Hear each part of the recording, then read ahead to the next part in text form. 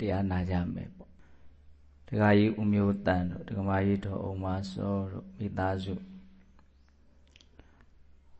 ဟိုနေ့ကဒကမာကြီးကတရားတောင်းတာဒီနေ့တရားလေးတစ်ပုဒ်သူ့အတွက်ဆိုတာတဲ့အားလုံးလည်းပဲစဉ်းစားဖို့ဆင်ခြင်ဖို့ပေါ့လေမန္တလေးမှာငလျင်ဘေးကိုလက်တွေ့ကြုံလိုက်ရတဲ့အခါမှာသိချင်းတရားနဲ့ထိတ်တိုက်တွေ့လာတဲ့အချိန်ဒီချိန်များငါသေသွားမယ်ဆိုလို့ရှိရင်ဆိုတဲ့အတွေးကောင်းကောင်းမွန်မွန်လေးသိချင်းတရားကိုရင်ဆိုင်နိုင်တဲ့အစွမ်းရှိကျင်တယ်အဲ့တော့အဲ့ဒါနဲ့ပတ်သက်ပြီးတော့တရားလေးတစ်ပုဒ်ဘုံဘုံတပည့်တော်တို့ဆုံးမပါလို့တရားတောင်းထားဟုတ်ဒါကလူတိုင်းတွေ့ရမယ့်အခက်အခဲပေါ့အခက်အခဲဖြစ်တဲ့အတွက်ကြောင့်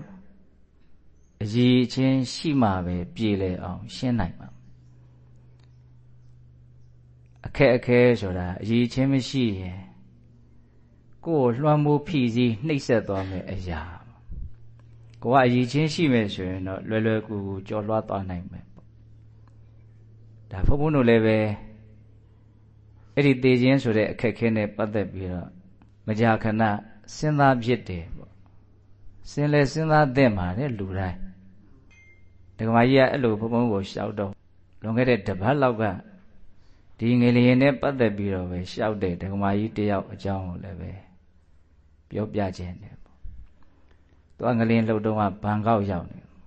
ဒကမာကြီးကအသက်80ကျော်26ထပ်မှာရောက်နေတာတဲ့အကုန်လုံးပြန်ဆင်းကြရမယ်အကုန်လုံးတခါတည်းဝယုံ3ကားနဲ့အဲ့တော့ငါတော့သေတော့မှာပဲဒီတခါတော့ပြေးမလွတ်တော့တော့ဘူးလို့သူတွေးမိတယ်ဒါပေမဲ့ तू ကတော့မေတ္တာကိုစီးပြန်ထားမေတ္တာပွားတဲ့အလေးအကျင့်ကို तू ကတော်တော်များများကြီးလေ့ကျင့်ထားတယ်တဲ့သေဘေးနဲ့လက်တွေ့ကြုံလာတဲ့အချိန်မှာ तू ပွားများအထုတ်ထားတဲ့လေ့ကျင့်ထားတဲ့အလေးအကျင့်ကောင်းလေးကအဲ့ဒီအချိန်မှာရောက်လာတယ်စိတ်ထဲမှာတတ္တဝါတွေချမ်းသာစေခြင်းနဲ့စိတ်ကပဲလွယ်လွယ်တကူဖြစ်လာပြီးတော့ဒီအချိန်မှာငါသေရမယ်ဆိုရင်ဘယ်လိုလဲလုံးဝကြောက်မနေဘူးတဲ့ကြည်ကြည်လင်လင်အေးအေးချမ်းချမ်းအဲ့တော့ तू ကဘာပြောတော့ဆိုတော့တပည့်တော်တော်တော်ကျဉ်တ်သွားတာကြောက်တဲ့စိတ်လည်းမရှိဘူးဆင်းရဲတဲ့စိတ်လည်းမရှိဘူးသေမယ်ဆိုရင်လည်းသေလိုက်ဖို့ပဲသူကိုကြောက်တဲ့သဘောကဖြစ်မလားသူကတော့မေတ္တာရဲ့အာနိသင်မေတ္တာတရားသူကထားတဲ့အခါမေတ္တာတရားသူ့ကိုပဲသူ့စိတ်ကိုပဲပြန်ပြီးတော့စောင့်ရှောက်သွားတာပေါ့နော်အဲ့တော့ဘုန်းဘုန်းတို့တေဂာနီးမှာကောင်းကောင်းမွန်မွန်လေးတည်ခြင်းရတယ်နော်ဆိုဆိုဝါဝါရုပ်ပြည့်ဆင်းပြည့်ဒါမျိုးယူမှမဖြစ်ချင်ပါဘူးအဲ့တော့တကယ်တမ်းဆင်းရဲတာဘာတော့လို့မေးအဲ့ဒီချိန်မှာဆင်းရဲအောင်နှိပ်စက်တာဒေါသအဲ့ဒါဘုံဘုံကအခုဒီလာဂာနီးမှာလူတွေဟာလောဘဒေါသမောဟဆိုတဲ့ဒီတရား၃မျိုးရဲ့အကြောင်းကိုကောင်းကောင်းနားလည်ထားတဲ့လို့တွေးမိအဲ့ဒီအကြောင်းလေးလည်းပြောအောင်မှပဲလို့စိတ်ထဲမှာအဲ့လိုတွေးမိဒါဘုံဘုံတို့အဲ့ဒီအချိန်မှာကြောက်လန့်နာတော့၎င်းထိတ်လန့်နာတော့၎င်းစိတ်ဆင်းရဲကိုယ်ဆင်းရဲဖြစ်နေတာတကယ်တမ်းကဘာလဲလို့မေးဒေါသကနှိပ်စက်နေတာပဲအဲ့ဒီအချိန်မှာဒီဖြစ်နေတဲ့အခြေအနေကြီးကိုသူလက်မခံနိုင်ဘူးဒီတိုင်းမဖြစ်ချင်ဘူးစိတ်တိုင်းမကြဘူးအလိုမကြဘူးဆိုတော့အဲ့ဒါဘာတော့ဒေါသ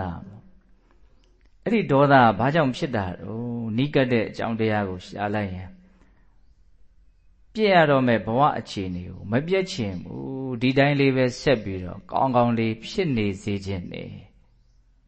ဘဝရဲ့ပေါ်မှာတန်ရောစဉ်မကင်းဘူးတွေ့တာမှုမကင်းဘူးမမောမှုမကင်းဘူး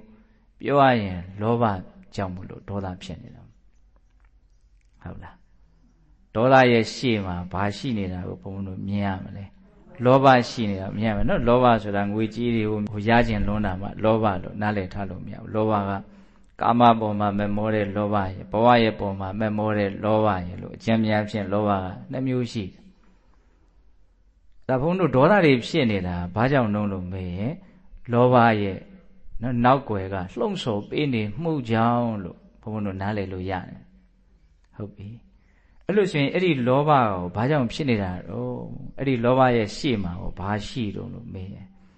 ဘဝရဲ့ဆင်းရဲတဲ့သဘာဝအမှန်ဒုက္ခသစ္စာကိုနားမလည်တဲ့မသိတဲ့မမြင်တဲ့မောဟရှိနေတယ်ဒါကိုမမောနေတယ်ဆိုတာဒါရဲ့အမှန်သဘာဝကိုမသိလို့တကယ်တမ်းကကိုမမောနေတဲ့အရာကိုတန်ရောစင်မပြတ်တဲ့အရာကောင်းမွန်တဲ့အရာတစ်ခုဟုတ်မနေဘူးမကောင်းမွန်တဲ့အရာကြီးပဲဒုက္ခသစ္စာကြီးပဲသူကဒါပေမဲ့ဘုန်းဘုန်းတို့ကဘဝဒုက္ခသစ္စာပါဆိုတာကိုနားရည်ဝါယုံလောက်ပဲကြားထားတာတကယ်နားလည်သေးတာမဟုတ်ဘူးတကယ်နားလည်သွားရင်လည်းအဲ့ဒါအရိယာဖြစ်သွားမှာနော်ဒုက္ခသစ္စာကိုပိုင်းခြားသိပြီဩဘဝကောင်းတဲ့သဘောမဟုတ်ပါလားလို့တကယ်နားလည်လို့ရှိရင်ဘဝရဲ့ပုံမှာဖြစ်ပေါ်နေတဲ့တွေ့တာမမုန်းမှုဟာအစင်းစင်းငြိမ့်သွားမှာပဲလောဘငြိမ့်ပြီဆိုရင်အဲ့ဒါဒုက္ခငြိမ့်တော့တာပဲဘာဒေါသမှလည်းဆက်ဖြစ်เสียအကြောင်းမရှိဘူးတို့ဒီကနေ့မှဆင်းရဲတယ်ဆိုတာဘာတော့လို့မေးရင်ဒေါသပဲအဲ့ဒီဒေါသရဲ့ရှေ့မှာတနည်းအားဖြင့်ဒေါသရဲ့နောက်ွယ်မှာဘယ်သူရှိတော့လောဘရှိတယ်ရေဘူးရပြောတာနော်အဲ့ဒီလောဘရဲ့နောက်ွယ်မှာရောနောက်ထပ်ကြိုးကင်နေတဲ့အလွန်ကြီးမားတဲ့ကြောက်မဲ့ဖွယ်ရာခေါင်းဆောင်ကြီးရှိတယ်ဘယ်သူလုံးဆိုတော့မောဟအဝိဇ္ဇာလောဘဒေါသမောဟတကယ်ဖြစ်စဉ်ကမောဟလောဘဒေါသဒီလိုသွားတယ်နော်အဲ့တော့ကျွတ်တို့ကဒေါသဖြစ်မှပဲ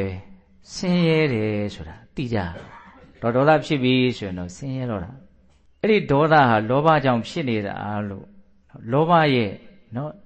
အစွမ်းကိုကြတော့ဘုန်းဘုန်းတို့ကသိပြီးတော့မမြင်မိဘူးနော်အဲ့ဒီလောဘကလည်းပဲမောဟကြောင့်ဖြစ်နေတာလို့မောဟရဲ့အစွမ်းကိုကြတော့ပို့ပြီးတော့တောင်မမြင်မိဘူးအဲ့ဒါလို့ဆိုရင်ဘုန်းဘုန်းတို့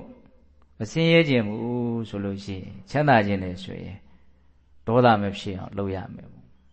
ခုနကတော့တက္ကမကြီးကမေတ္တာတရားကြောင့်နော်သေခြင်းတရားနဲ့လက်တွေ့ကြီးတွေ့တဲ့အခါမှာမကြောက်ဖဲနဲ့အယံတဲ့အနေအထားလေးဖြစ်နေကြည်ကြည်လင်လင်လေးဖြစ်နေတယ်အဲ့ဒါကိုတောင်သူသတိထားမိတယ်ပေါ့အဲ့ဒီဒေါသမဖြစ်အောင်ဘာလုပ်ရမှာတော့သူကတော့အဲ့ဒါမေတ္တာတရားနဲ့လုပ်နေတာမေတ္တာကလည်းဒေါသကိုဓာတ်ရိုက်နော်အားနည်းစေနိုင်တဲ့အစွမ်းရှိတော့ဒါကြောင့်မေတ္တာရဲ့စွမ်းအားတွေထဲမှာသေကာမတွေ့10ခုမြောက်အကျိုးကျေးဇူးနော်မေတ္တာတရားရဲ့စွမ်းအားအိမ်နိုးချမ်းသာကောင်းစွာအိမ်မက်ချစ်လျက်လူနဲ့စောင့်လက်နတ်များစိတ်မိသားတို့ရှောင်ရှားကိုမှာလျင်စွာစိတ်တည်ရွှင်ကြည်မျက်နှာသေကာမတွေ့လားလေဖြတ်မှာ17ဖြာဒီမေတ္တာပွားမှုအကျိုးတွေအတ္တံမုံလောကာလံကရောတိ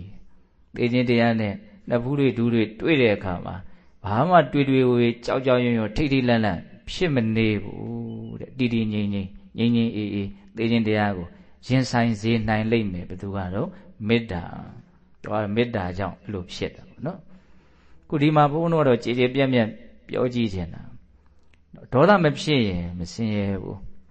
ဒါနဲ့ဒေါသဘယ်သူကအဲ့ဒီချိန်မှာဒေါသဖြစ်အောင်လှုံ့ဆော်နေတာတော့လို့မေးရင်လောဘ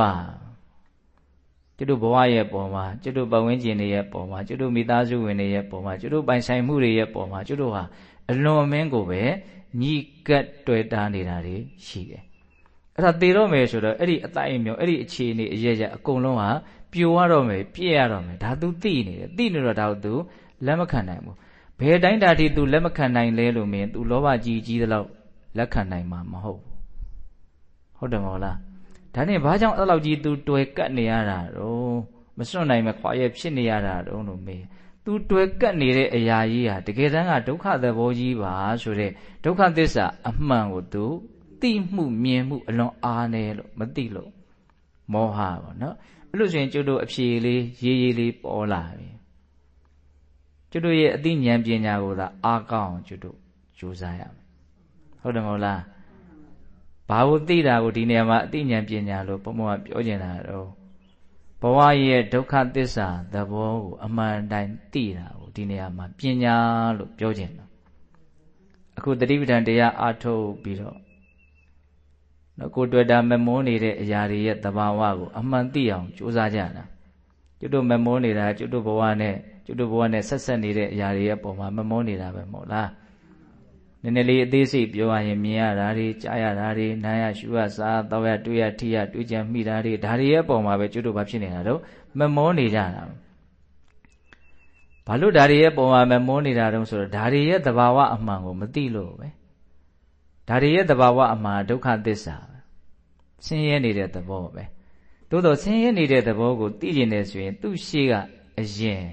မတည်မြဲမှုအမြဲတမ်းပြီးဆုံးလိုက်နေမှုပျောက်ပြက်သွားနေမှုဆိုတဲ့အနိစ္စကိုမြင်ဖို့လိုအပ်တယ်အနိစ္စကိုမမြင်မဲနဲ့ဒုက္ခကိုမမြင်နိုင်ဘူးဟုတ်လားအဲ့ဒါလို့အချိန်တိုင်းပြီးဆုံးလိုက်နေတယ်အဖြစ်အပျက်တိုင်းဟာချုပ်ပြောက်လိုက်နေတယ်ပြီးဆုံးမှုနဲ့ပဲဒလဇက်အဆုံးသတ်နေရတယ်ဆိုတဲ့ဒီအနိစ္စသဘာဝကိုသိဖို့အတွက်ဖြစ်စဉ်တိုင်းကိုဒလဇက်ဘာလို့ရတော့တတိထားနော်တတိထားနေတဲ့အလေးအကျင့်ကောင်းကဘာကိုဓာတ်ရိုက်သူကတိုက်ခိုက်နေတာတော့အာနေသွားစီမှာတော့လို့မေးရင်အဝိဇ္ဇာဆိုတဲ့မောဟဓာတ်ကိုအာနေစီမောဟအာနေရင်အာနေတဲ့လောက်မသိလို့လိုချင်နေရတဲ့ဆွဲမဲ့နေရတယ်လို့ဆိုတဲ့လောဘဟာလည်းပဲအလိုလေးရောက်အာနေပြီးသားဟုတ်လားအဲ့ဒီလိုချင်မှုမမောမှုအာနေသွားရင်အာနေသွားတဲ့လောက်သူ့ကြောင့်ဖြစ်ရတဲ့အလိုမကြမှုတွေစိတ်တိုင်းမကြမှုတွေဟုတ်လားဒေါသဓာတ်တွေလည်းဘာဖြစ်သွားမှာလို့အာနေသွားမှာပဲအဲ့လိုဆိုရင်ကျုပ်တို့ဟာအသေးကနီးမှာကိုယ့်ကိုနှိပ်စက်မဲ့ဒေါသရဲ့လက်ကနေပြီးတော့နော်လွတ်မြောက်အောင်ဘယ်လိုလုပ်မလဲဆိုတဲ့နီလန်းကိုသိပြီးသားဖြစ်သွားတယ်ပေါ့နော်မောဟအာနေအောင်တတိမပြတ်ထားရမယ်ပေါ့ဟုတ်လားတတိမပြတ်ထားလို့အနိစ္စကိုနားလည်လာတာနဲ့အမျှဒုက္ခသဘောကိုပို့ပြီးတော့ရိပ်မိလာမယ်ပေါ့ဘာကြီးဖြစ်နေလို့မှမမောเสียမဟုတ်ဘူးဆိုတာကိုနားလည်မယ်ပေါ့ဟုတ်လားအဲ့ဒီဒုက္ခသဘောကိုနားလည်လာလေလေဒါမောဟဓာတ်အာနေသွားတယ်လို့ပြောရမှာမောဟဓာတ်အာနေလေလေလောဘဓာတ်လည်းနေလေလေလောဘဓာတ်နေရင်ဒေါသဓာတ်လည်းနေသွားမယ်ဒါဆိုရင်ဘုန်းဘုန်းတို့ဟာသိခြင်းတရားနဲ့ပတ်သက်ပြီးတော့တည်တည်ငြိမ်ငြိမ်အေးအေးချမ်းချမ်းရင်ဆိုင်နိုင်အောင်လည်းပဲကျင့်သုံးရာရောက်သွားတယ်ပေါ့ပြစ္ဆုတ်ပံမှာလည်းပဲငြိမ်းအေးအောင်ချမ်းသာအောင်နေထိုင်ရာရောက်တယ်လို့တစ်ချိန်မှာတေချာပေါက်တွေ့ရမယ်သိခြင်းတရားကိုလည်းပဲအစဉ်ပြေအောင်ကြိုတင်ပြီးတော့ပြင်ဆင်ပြီးသားလည်းဖြစ်သွားတယ်ပေါ့ဘယ်လိုလဲလို့မေးရင်သတိပဋ္ဌာန်အလုံးပဲဟုတ်လားအဲ့လိုလေးဆက်ဆက်မှုလေးကိုဘုံဘုံကနားလေစေခြင်းဒါလောဘဒေါသမောဟနဲ့ပတ်သက်ပြီးတော့နားလည်ဖို့လိုတယ်ဆိုတာအဲ့ဒါကိုပြောတာပေါ့နော်လောဘဒေါသမောဟကိုနားလည်ရင်အလောဘအဒေါသအမောဟကိုလည်းနားလည်ပြီးသားအထိုက်လျောက်ဖြစ်သွားမှာနော်အမောဟဆိုတာပညာပဲပညာဆိုတာအမှန်သိတာအမှန်သိတာဆိုတာဘယ်ရာကိုဘာလို့သိတာကိုအမှန်သိတာလို့ပြောတာတော့ဘဝကိုဆင်းရဲလို့သိတာကိုအမှန်သိတာဒါပေမဲ့အဲ့ဒီအဆင့်ကဓာတ်ရိုက်သွားလို့မရဘူးဘယ်ဟာကိုသိရမှတစ်ဆင့်သွားရမှာလဲလို့မေးရင်အနိစ္စကိုသိရမှတစ်ဆင့်သွားရမှာဟုတ်လားဒါကြောင့်သစ္စာလေးပါးကိုသိတဲ့ဒီဉာဏ်ထူးခဲ့တဲ့ဉာဏ်တွေကိုရပုံရနည်းလေးတွေမြတ်စွာဘုရားပြောပြတဲ့ဒေသနာတွေအများကြီးရှိတယ်အထူးသဖြင့်အလွန်ထင်ရှားတယ်အနတ္တလက္ခဏာသုတ်တန်တို့ဒါလူတိုင်းရွတ်နေတာကိုကောင်းတဲ့ပေါ်လာတာပြောတာပါမြတ်စွာဘုရားကဒီသဘာဝတရားတွေကိုဒါဟာမြဲသလားမမြဲဘူးလားလို့အရင်မေးတယ်မမြဲဘူးဆိုတဲ့အခါကျတော့မမြဲတဲ့တရားတွေဟာအကောင်းဖြစ်နိုင်မလားမဖြစ်နိုင်ဘူးလားဟာမဖြစ်နိုင်ဘူးမြဲလည်းမမြဲတဲ့ကောင်းလည်းမကောင်းတဲ့ဒီတရားကိုငါလို့ငါဥစ္စာလို့ဆွဲဆွဲလန်းလန်းမှားယွင်းယွင်းအဲ့ဒါလိုလှုပ်ထားသင့်သလားလို့ဆက်မေးတယ်နော်ဟုတ်လားလှုပ်မထားသင့်ဘူးပေါ့အဲ့ဒီလိုမျိုးဒါငါဥစ္စာငါလိပ်ပြမဟုတ်ဘူးသဘာဝတရားလို့အနိစ္စကိုသိရမှတဆင့်နားလည်လာတဲ့သဘောလေးကိုမြတ်စွာဘုရားဒီမှာယထာဘူတံသမ္မာပညာယတထပံဟုတ်လားဒါဟုတ်သည့်အတိုင်းမှန်သည့်အတိုင်းမြင်တဲ့ဉာဏ်ပဲအဓိကအနိစ္စကိုသိတဲ့ဉာဏ်ကိုပြောတာဟုတ်လားဟုတ်သည့်အတိုင်းမှန်သည့်အတိုင်းမြင်ပြီဆိုတော့မှဉာဏ်တွေကအစဉ်စဉ်ဆက်ပြီးတော့မြင့်နိုင်တာဘယ်ဉာဏ်ကိုဆက်ပြီးတော့တက်တော့နေပြီးတာနော်ယထာဘူတဉာဏ်ရင့်တန်လာရင်နေပြီးတာဉာဏ်ရမယ်ပေါ့ယထာဘူတဉာဏ်ဆိုတာအထူးသဖြင့်အနိစ္စကိုနားလည်တဲ့ဉာဏ်ကိုပြောတာဟုတ်လားနေပြီးတာညီးငွေတဲ့ဉာဏ်ကိုရလို့ရှိရင်ဝိဒါကဆွဲမဲ့မှုကင်းတယ်ဒါမဲ့ဉာဏ်ကိုပြောတာအဲ့ဒါဆိုရင်ဝိမု ക്തി လွတ်မြောက်တယ်ဖို့ဉာဏ်ကိုပြောတာဒါအလွန်မြင်မာတဲ့ဉာဏ်တွေဟာဘယ်ပုံပဲနည်းအစဉ်စဉ်ဖြစ်ပေါ်သွားတယ်လဲဆိုတာမြတ်စွာဘုရားရှင်းပြတာအဲ့တော့ဘုန်းဘုန်းတို့ကဘဝရဲ့ဒုက္ခသဘောကိုအမှန်သိတဲ့ဉာဏ်ပညာကိုရကျင်တယ်ဆိုရင်ဘာကိုယင်သိအောင်လုပ်ရမှာတော့အနိစ္စကိုယင်သိအောင်လုပ်ရမှာအနိစ္စကိုသိကျင်တယ်ဆိုလို့ရှိရင်ပြစ္ဆုတ်ပံဖြစ်နေတဲ့သဘာဝတိုင်းကိုဖြစ်စဉ်တိုင်းကိုတတ်နိုင်သမျှတတိမပြတ်အောင်ဘုန်းဘုန်းတို့ကြိုးပမ်းအထောက်ရမှာဒါပဲကျင့်စဉ်က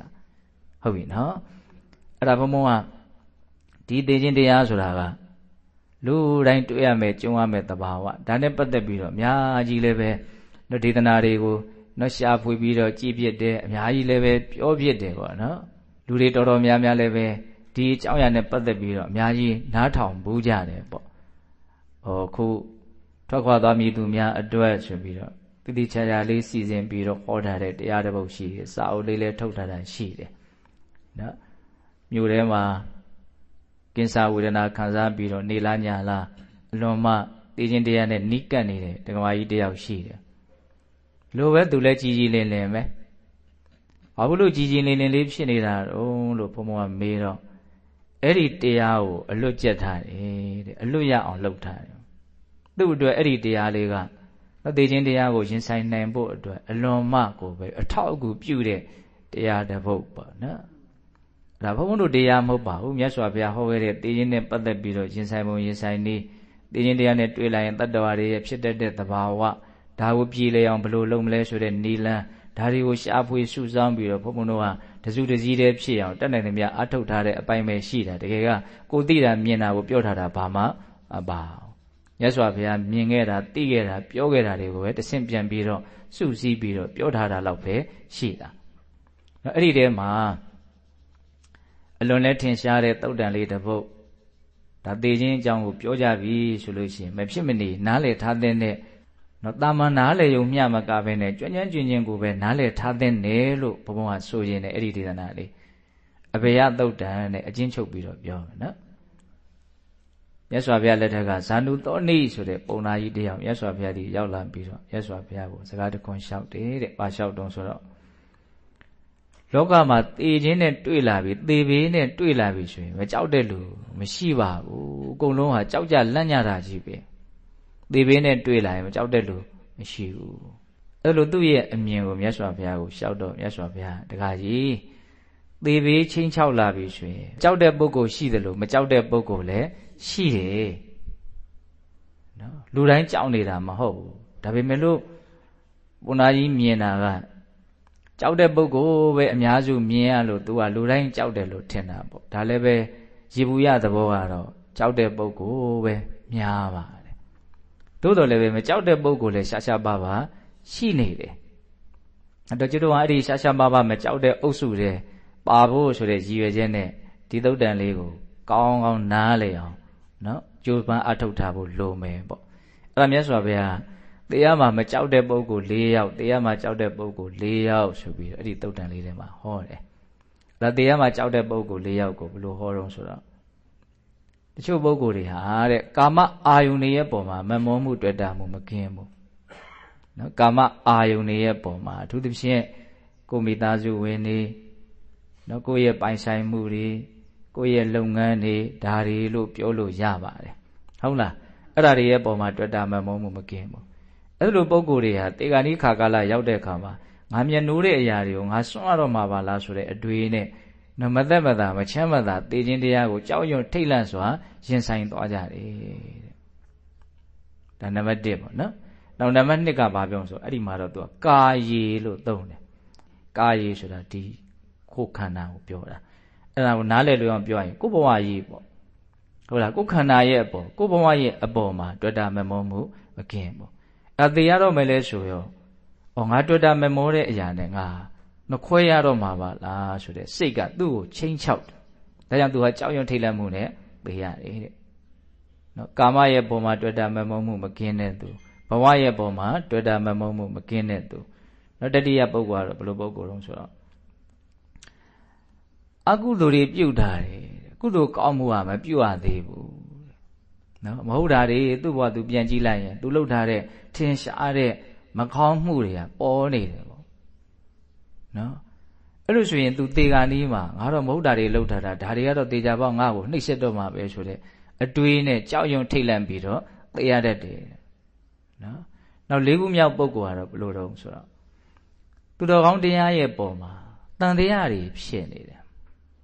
အလွန်ရိုးရှင်းတဲ့သူတော်ကောင်းတရားရဲ့ပုံမှာသူတန်တရားဖြစ်နေတယ်တန်တရားရှိနေတယ်ကံကံရဲ့အကျိုးနော်ဒီစေတနာတွေကနော်ကောင်းကျိုးဆိုးကျိုးကိုဖြစ်စေတယ်ဆိုတာဟုတ်မှဟုတ်ပါမလားဟုတ်လား နောက်ဘဝရှိတယ်ဆိုတာဟုတ်မှဟုတ်ပါမလားဒီအကျင့်မြတ်တွေကိုကျင့်တာတကယ်ငြိမ်းအေးမှုကိုရနိုင်တာဟုတ်မှဟုတ်ပါမလားအလွန်ရိုးရှင်းတဲ့သူတော်ကောင်းတရားရဲ့ပုံမှာပဲသူ့မှာတန်တရားတွေတပြုံတစ်ခဲကြီးနဲ့ဖြစ်နေတယ်နော်အဲ့လိုတန်တရားမကင်းတဲ့ပုံကိုယ်တွေကလည်းတေဂာနီးမှာကြောက်ရတတ်တယ်ပေါ့ဒါတေမှာကြောက်တဲ့ပုံကိုယ်၄ယောက်ဆိုတာအဲ့ဒါပဲနော်ကာမနဲ့ဘဝရဲ့ပုံမှာတွေ့တာမမောမှုမကင်းဘူး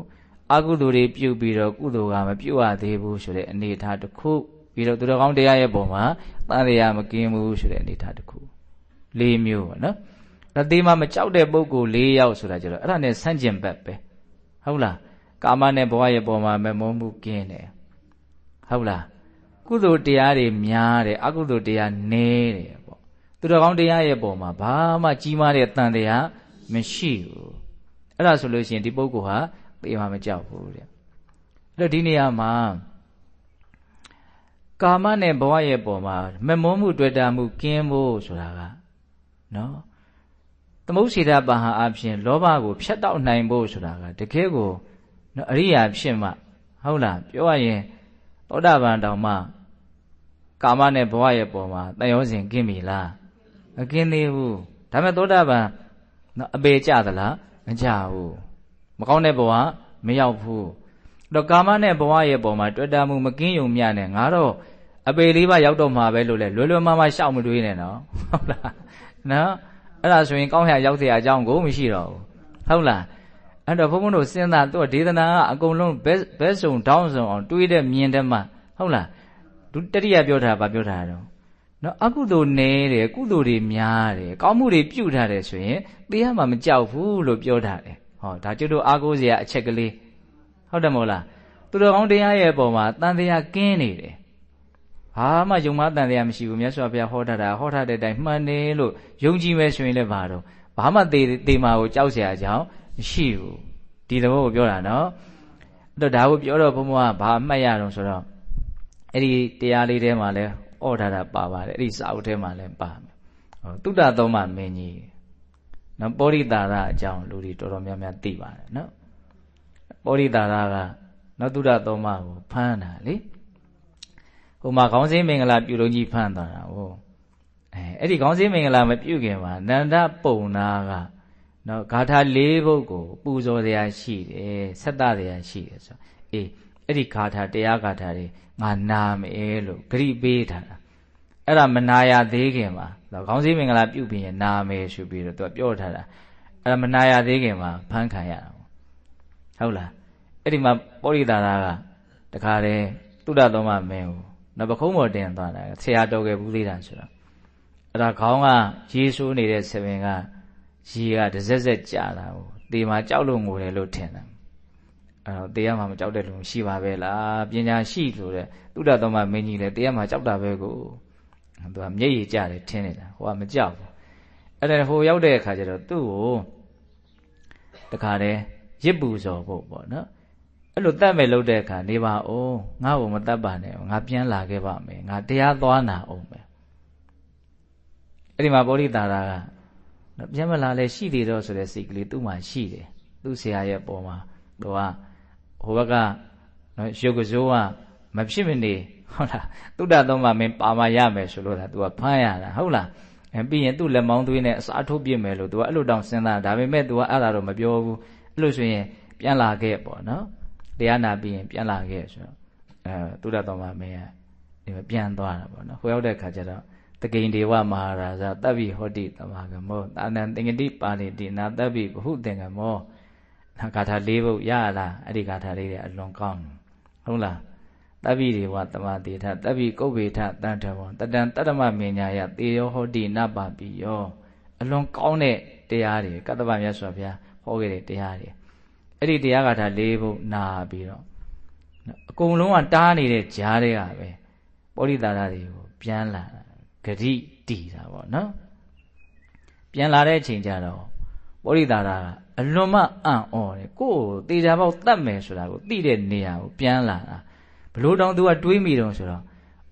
तू နာယူခဲ့တဲ့ဂါထာတွေရဲ့အစွမ်းနဲ့တူတယ်လူတွေဆိုကျင်ကျင်ဖန်ဖန်ရှောက်လို့ဆိုတွေးတာနော်ဟုတ်လား သူနာယူခဲ့တဲ့ဂါထာတွေရဲ့အစွမ်းနဲ့တူတယ်အဲ့ဒါဆိုရင်အဲ့ဒီဂါထာတွေငါနားထောင်ရမယ်ဆိုရင်ငါလည်းပဲသူ့လိုတတ္တိကောင်းနေတယ်ဒါကြောင့်အဲ့ဒီဂါထာတွေအကြောင်းသူ့ကိုပြောပါဆို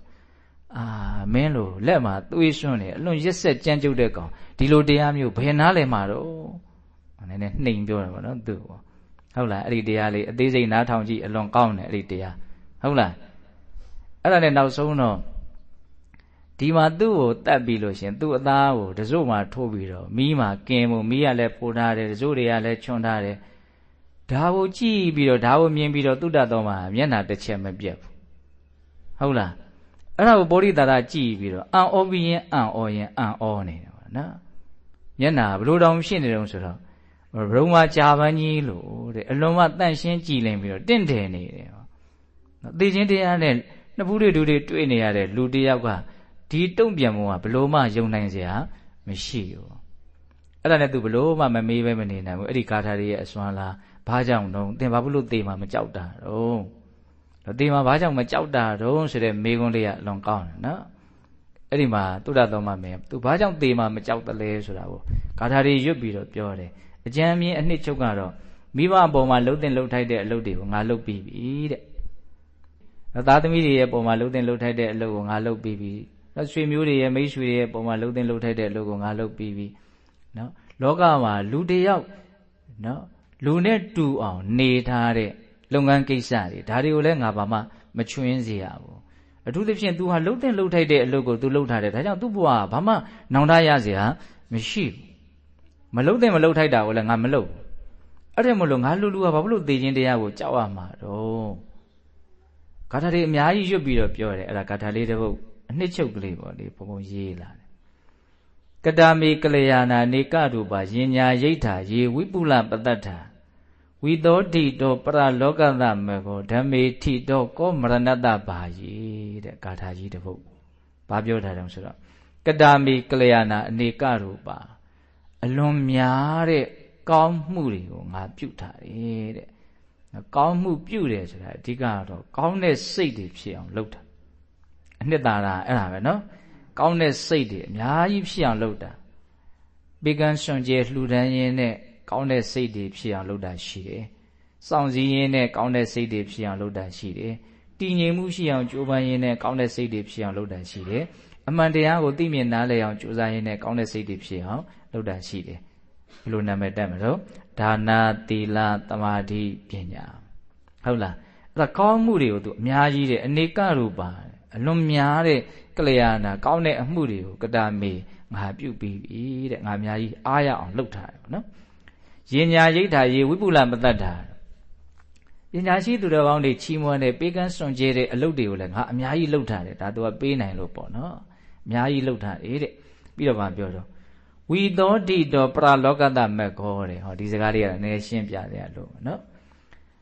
ပရလောကတမက်ကောတဲ့တမလွန်ခီးကိုသွားဖို့အတွက်လမ်းကိုငါတန့်ရှင်းအောင်စင်ကြယ်အောင်သုတ်သင်ပြီးပြီတဲ့ငါသွားရမယ့်လမ်းကိုငါဖြူဖြောင်းနေအောင်လုပ်ထားတယ်တဲ့အဲ့ဒါဘာကိုပြောတာတော့ကျုပ်စဉ်းစားကြည့်တယ်ဟိုတုန်းကလည်းအမှတ်တမဲ့ပဲဟောလိုက်တာပဲနော်တမလွန်ခီးကိုနော်တန့်ရှင်းအောင်သုတ်သင်ထားတယ်ကိုသွားရမယ့်လမ်းကြောင်းကိုတန့်ရှင်းအောင်သုတ်သင်ထားတယ်အဲ့ဒါဘုံဘုံမနက်ကဒါလေးကိုစဉ်းစားတယ်ဘလို့လေးသဘောပေါက်မိတော့ဆိုတော့ကိုသေရမယ့်အဖြစ်ကိုအမှတ်ရပြီးတော့သေရင်ငါဘလို့လေးသေမလို့ဆိုတဲ့အတွေးလေးကိုအခြေခံပြီးတော့ဩငါကောင်းတာလုံးဝရမှာကောင်းတဲ့စိတ်နဲ့သေမှသာအဆင်ပြေနိုင်မှာအဲ့ဒီကောင်းတဲ့စိတ်ကလေးဖြစ်အောင်ခုတည်းကငါအများကြီးကြိုးစားထားမယ်တကယ်လို့အဲ့ဒီသေခြင်းတရားနဲ့ရုပ်တရက်ကြီးတွေ့လာမယ်ဆိုရင်တော့အဲ့ဒီအချိန်မှာတုံ့လုံးမှုမရှိအောင်ငါအများကြီးကောင်းတဲ့စိတ်နဲ့သေနေအောင်အခုတည်းကစပြီးတော့ငါအစမ်းသေးသေးပြီးတော့လေ့ကျင့်ကြည့်မယ်အဲ့ဒါလေးကိုဘုံဘုံကပရလောကတမကောကိုသွားရမယ့်တမလွန်ခရီးအတွက်လမ်းကိုနော်ကောင်းအောင်လုပ်ထားလမ်းလေးကကောင်းမှသွားရတာကောင်းမှာနော်လမ်းမကောင်းတာနဲ့လမ်းကောင်းတာနဲ့သွားလာတာအလွန်ကွာတယ်ဟုတ်လားကိုသွားမဲ့လမ်းလေးတော့ကိုယ့်အကိုရှင်းထားတာကောင်းတယ်လေ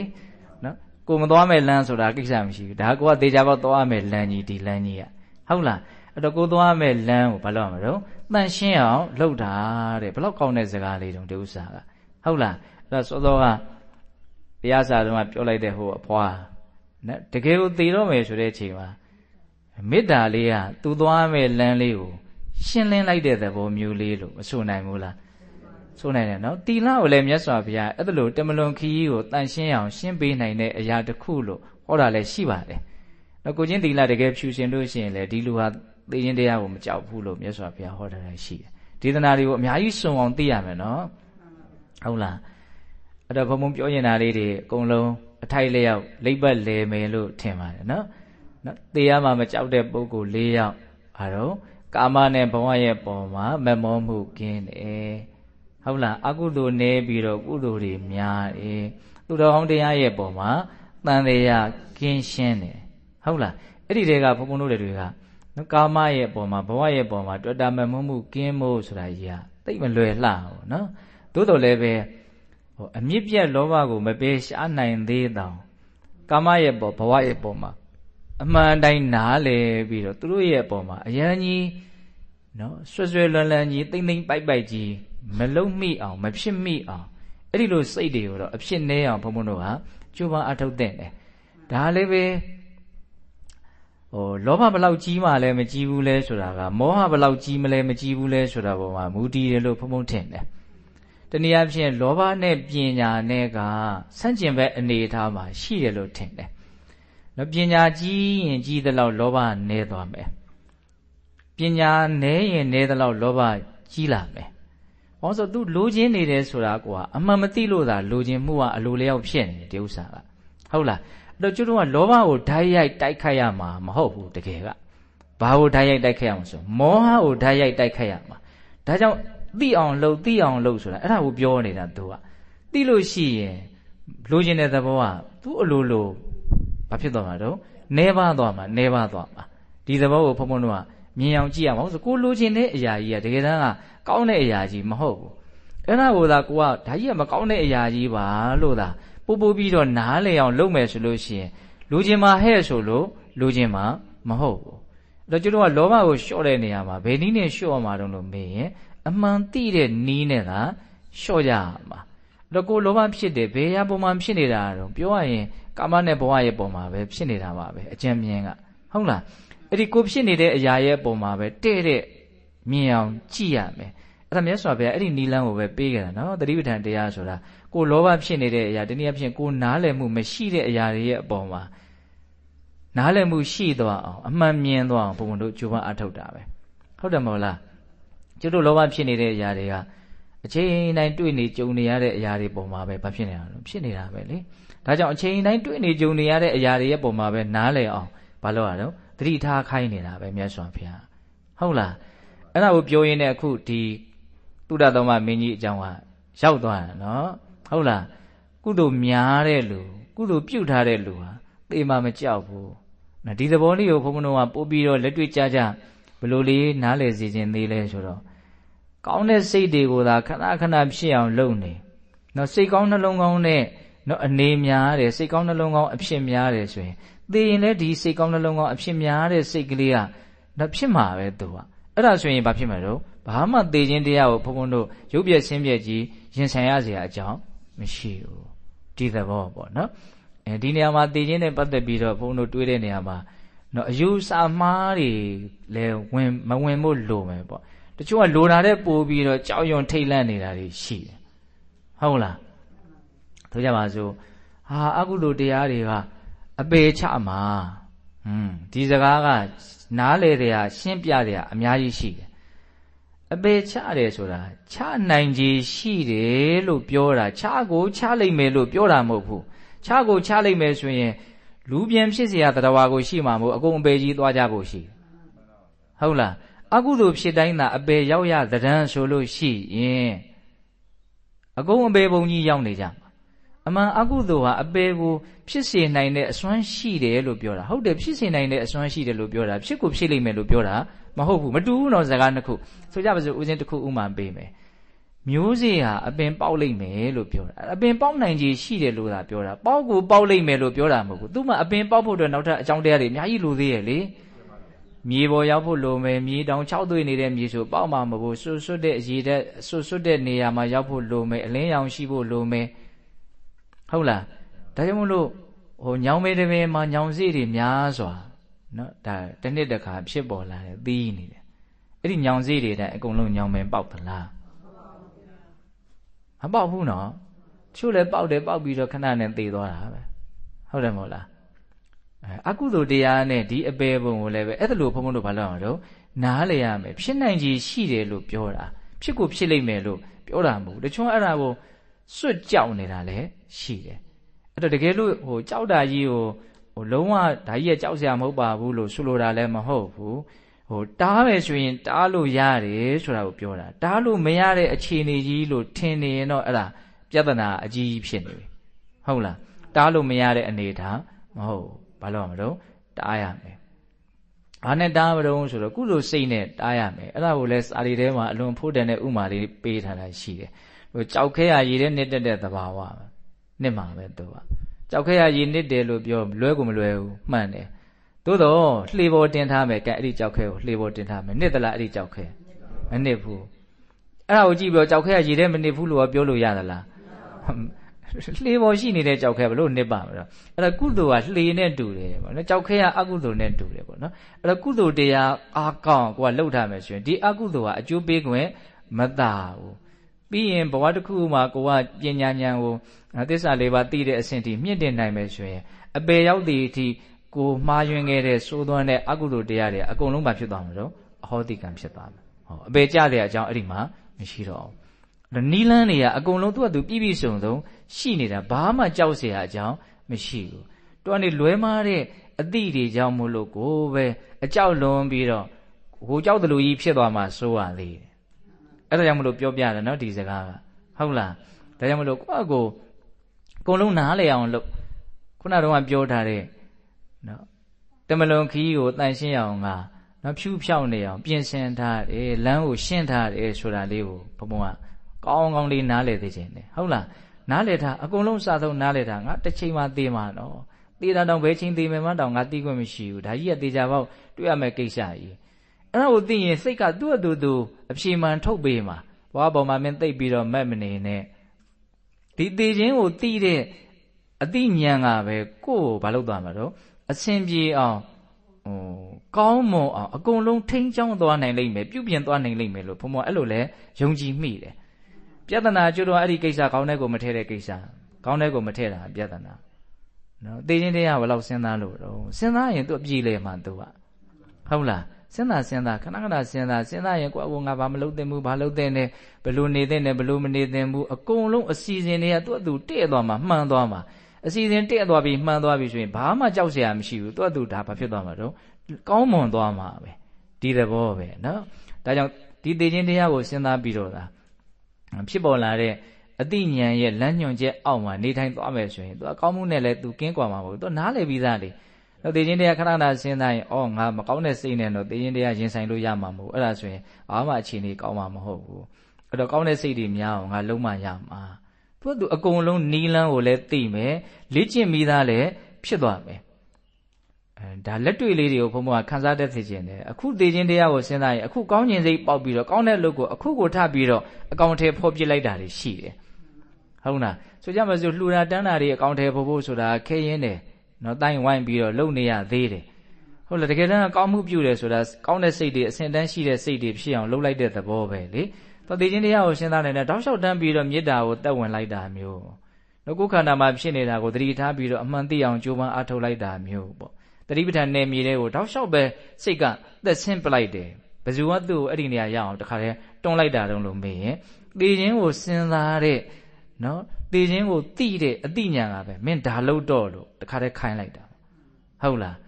းဒါကြောင့်ကိုယ့်ရဲ့ဒီတမလွန်ခရီးလမ်းကြောင်းကိုနော်ဖြောင်းနေအောင်ဖြူးနေအောင်နော်ပြင်ဆင်ထားတဲ့လမ်းကိုတုတ်တင်ထားတဲ့ဆိုတာလေးကိုကိုဉာဏ်နဲ့ကိုလည်းပဲဒါဘုံဘုံကဆက်ပြီးတော့စဉ်းစားသိခြင်းပါသေးတယ်ဟုတ်လားအဲ့တော့ဘာအားကိုးရမှာတုံးလို့မေးရင်ပညာပဲနော်ဟုတ်တယ်မဟုတ်လားပညာပဲဟုတ်လားပညာဆိုတဲ့အာမောဟဓာတ်အားကောင်းရင်လောဘဓာတ်နေမယ်လောဘဓာတ်နေရင်လည်းဒေါသဓာတ်နေသွားမှာပဲဘာမှအစင်မပြေဖြစ်เสียအကြောင်းမရှိဘူးဟုတ်ပြီနော်အဲ့ဒါလို့ဆိုလို့ရှိရင်ဘုံဘုံတို့နော်သိချင်းတရားမှာအစင်ပြေပြီးနော်ရင်ဆိုင်ဖြတ်သန်းနိုင်ဖို့အတွက်နော်ဘဝရဲ့အကြောင်းသိချင်းတရားရဲ့အကြောင်းဒီဖြစ်နေတဲ့သဘောတဘာဝတွေရဲ့အကြောင်းကိုသာ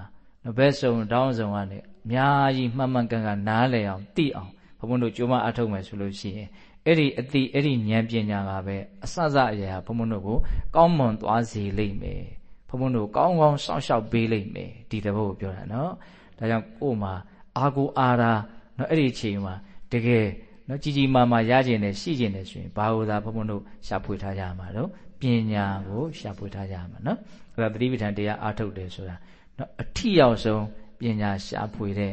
နေလမ်းပဲဟုတ်လားနော်ဘဝရဲ့အကြောင်းကိုအမှန်ကန်သိအောင်မြင်အောင်ကြိုးပမ်းအားထုတ်ပြီးတော့မြင်မှလာတဲ့ဉာဏ်ပညာရဲ့အစောင့်အရှောက်ကိုယူပြီးတော့အဲ့ဒီဉာဏ်ပညာကိုပဲအားကိုးပြီးတော့တို့နေကြရမယ်ဆိုတာလေးကိုနားလည်ပြီးတော့နော်ဉာဏ်ပညာကြီးမားအောင်နော်ရှာဖွေစုဆောင်းနိုင်ကြတယ်သူတော်ကောင်းတွေဖြစ်ကြပါစေလို့ဘုန်းတော်ဆန္ဒပြုပြီးတော့ဒီကနေ့ပြုကြရတယ်ကုသိုလ်ကောင်းမှုအစွတ်စွတ်တို့ရဲ့စွမ်းတတ္တိကြောင့်ဘုရားတပည့်တော်တို့ဒီမဲ့ညာဘုံညာမျက်နှိပ်ပံကိုလင်းမြန်ထုတ်ချောက်မျက်မှောက်ပြုပြရစေကုန်သောဟုပတ္တနာအောင်စုပြုကြကုန်ရာတည်း